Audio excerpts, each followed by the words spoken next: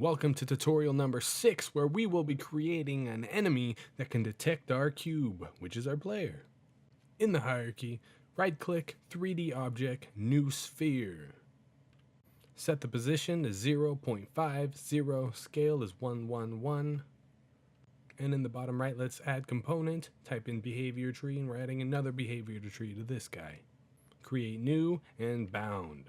Right click into the empty space and we're going to create our first conditional node. Conditional nodes are very similar to if statements. If this occurs, proceed to the next action.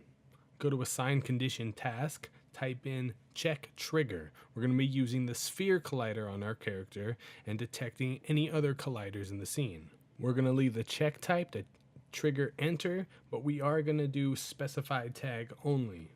That object tag is going to be our player. We don't want our enemy detecting anything else besides us, our player. In the hierarchy, let's click the cube and rename him. Cube player, maybe just player. Under the name, you'll see tag. Go ahead and click that, drop down to the bottom where it says player. Now if we go back to our sphere, we can click on that node and you'll see object tag. And we're just going to double check that we said it's a player. Right click into the empty space and we're going to create a composite, the sequencer.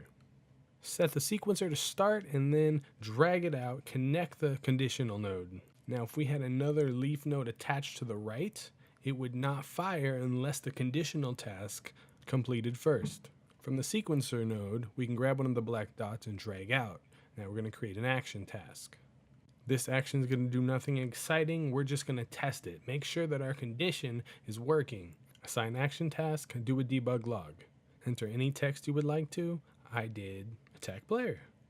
Now the next step to get this going is we need to increase the radius of our sphere. So go onto the sphere, sphere collider, and drag that radius up. Now let's position that sphere away from the player. And the most important part, if you're going to use colliders, is you need to add the rigid body. If you're going to be using Unity's physics system that needs colliders and rigid bodies. On our player, I'm using a rigid body and unchecking use gravity and checking is kinematic because we're moving the player ourselves. And if you click play, you'll notice that it's actually not working. We need to make sure our sphere is a trigger. So go back over to your sphere, go to the sphere collider and check is trigger. And after that, go ahead and play and let's see the action. And that is it for tutorial number 6. In tutorial number 7, we're going to make this ball actually chase the player.